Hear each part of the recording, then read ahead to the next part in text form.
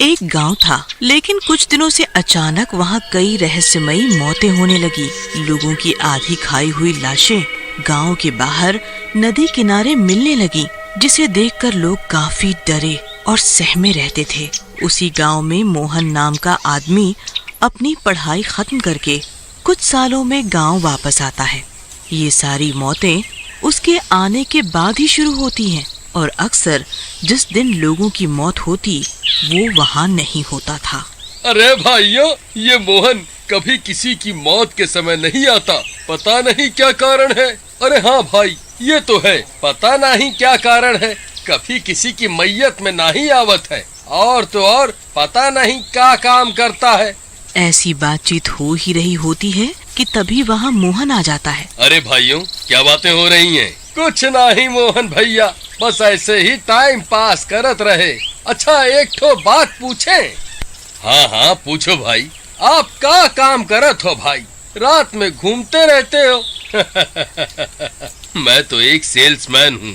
चलो बढ़िया है। ऐसा कहकर मोहन वहाँ से चला जाता है और जैसे ही रात होती है मोहन मुरारी के घर पहुँच जाता है। उसकी आंखें लाल होती है। अरे मोहन भाई, आओ आओ, इतनी रात में कैसा आना हुआ? और रात में सोते नहीं हो का जो तुम्हारी आंखें इतनी लाल हो रही हैं? भाई, काम के साथ साथ थोड़ा आराम भी किया करो। अरे भैया, मैंने बोला था ना कि सेल्समैन हूँ और रात में ही निकलता हूँ। आपके लिए ये चाकू लाया हूँ। अरे मोहन भाई, हमें चाकू की क्या जरूरत? हमारे पास तो पहले से ही बहुत चाकू है, आप ले जाओ, हमें नहीं चाहिए। मुझे कोई मना करे तो मुझे अच्छा नहीं लगता, ले लो। अजीब जबरदस्ती है, चल भाग यहाँ से, बोला ना नहीं चाहिए। मुरारी मोहन को धक्का दे देता है और उसे घर से जाने को कहता है। तभी मोहन गिर जाता है और उसे बहुत गुस्सा आ जाता है और उसका रूप बदलना शुरू हो जाता है और देखते ही देखते वो एक डरावना भूत बन जाता है। ए मुरारी के बच्चे, तूने मुझे धक्का दिया, अब देख तू नहीं बचेगा। अरे मर गया रे। ई का है मोहन भाई, तुम्हें ई का हो रहा है? तुम भुतुआ कैसे बन गए? चुप कर, मैं मोहन नहीं रोहन हूँ। बोला था मुझे मना नहीं करना, अब तू मेरे साथ चलेगा। तू तो गया काम से। ऐसा कहकर वो मुरारी को उठा लेता है। अरे नहीं, छोड़ दो हमें। अरे गांव वालों, ये मोहन तो भुतवा बन गया। फिर वो भूत नदी किनारे ले जाकर उसे मार देता है और उसे थोड़ा खाकर वहीं फेंक देता है। अगले दिन गांव वालों को पता लगता है कि नदी किनारे एक और लाश मिली है, तो सब गांव वाले वहां पहुंचते हैं। अरे बाप रे, ये तो मुरारी है, इसे भी किसी ने मार डाला। आखिर ये सब कर कौन रहा है? कुछ तो करना ही होगा भाइयों। गांव वाले एक योजना बनाते हैं कि आज कोई भी आए घर का दरवाजा नहीं खोलना है। फिर रात होने पर मोहन घर से निकलता है और कई लोगों के घर जाकर दरवाजा खटखटाता है, लेकिन योजना के अनुसार कोई भी गांव वाला अपने घर का दरवाजा नहीं खोलता। ये सिलसिला कई दिनों तक चलता है और गांव में कोई लाश भी नहीं मिलती। फिर सुबह होने पर गांव वाले एक जगह इकट्ठा होते हैं। भाइयों, जब से हम रात में दरवाजा नहीं खोल रहे हैं, तभी से मौत का सिलसिला भी रुक गया है। हो न हो इस मोहन की वजह से गड़बड़ हो रही है।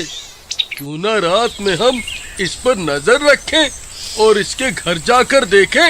हाँ हाँ, सही कह रहे हो, ठीक है। फिर सब गांव वाले रात होने पर मोहन के घर पहुंचकर खिड़की से झांकते हैं। अंदर मोहन के अलावा एक भूत भी होता है जो कि मोहन से बात कर रहा होता है। अरे ये तो रोहन है, चोरी करके भागते हुए ट्रक के नीचे आ गया था और मर गया था ना। ये जिंदा कैसे हो गया? ये तो मर गया था। अरे भैया, ये ससुरा जिंदा नहीं, मुर्दा है और भूत है। उधर मोहन रोहन से उसे छोड़ने की भीख मांग रहा होता है। अरे रोहन, मुझे छोड़ दे यार, मैं तो तेरा दोस्त था। तेरे लिए मैंने कई बार मार भी खाई थी। चोरी तू करता था, मार मैं खाता था।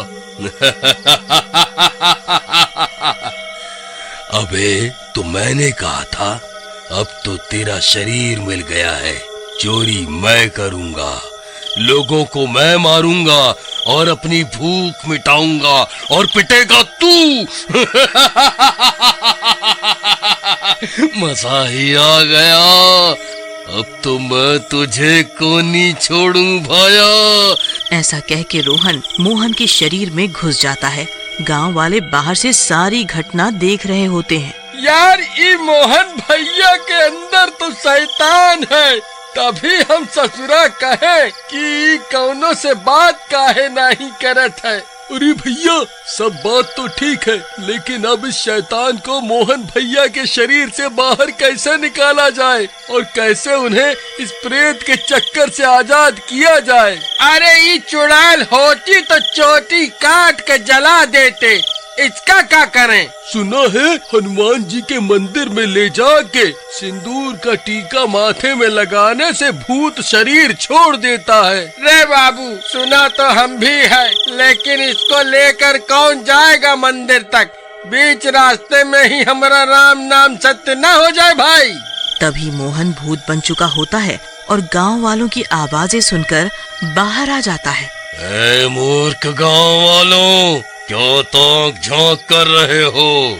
अच्छा तो सब देख लिया तुमने, अब तुम सब नहीं बचोगे। इतना बोलकर गांव वालों की तरफ जाता है। तभी गांव वाले मोहन से डर के भागते हैं। अरे भाइयों, इस तरह से भागने से कुछ नहीं होगा, ये तो हमें मार डालेगा। इसका मुकाबला हमें मिलकर करना चाहिए। वो देखो वहाँ कुछ डंडे पड़े हैं। सारे गांव वाले रुक जाते हैं और उन डंडों को उठाने भागते हैं और उन्हें जल्दी से उठा लेते हैं। तब तक मोहन भी आ जाता है। आजा राजा, आज बताते हैं तुझे हमारी खातिरदारी। मुझसे लड़ोगे? तुम्हारी इतनी हिम्मत तो आ जाओ। अरे मोरी भैया मत मारो, मैं मोहन हूँ। लेकिन गांव वाले उसकी एक नहीं सुनते और मार मार के बेहोश कर देते हैं। अरे भैया ठीक मौका है, ये भूत बेहोश है, इसे उठा कर ले चलते हैं। तभी मोहन उठ जाता है। मर गया रे। अरे क्या ले चलते हैं? भूत कहाँ है? तुम सब गधों ने मुझे पीट दिया। हाय रे, वो तो शरीर छोड़ के कब का चला गया। भैया अब हमको क्या मालूम आपके अंदर कौन है? ससुरा कभी कोई आवत है, कभी चला जावत है। तभी रोहन का भूत फिर वहीं आ जाता है और मोहन के अंदर दोबारा घुस जाता है और मोहन फिर से एक गांव वाले को पकड़ के पीटने लग जाता है। अरे मर गया रे। तभी किशन अपने शरीर से जनेऊ निकालता है और मोहन के ऊपर डाल देता है और मोहन उस जनेऊ में कैद हो जाता है। मूर्खों, एक बार मैं आजाद हो जाऊं, तुम सब की खैर नहीं, एक एक को चुन के मारूंगा। अबे चुप, एक तो मार मार के मेरी हड्डियां नरम कर दी। चुप कर, नहीं तो मुंह में छाता डाल के खोल दूंगा।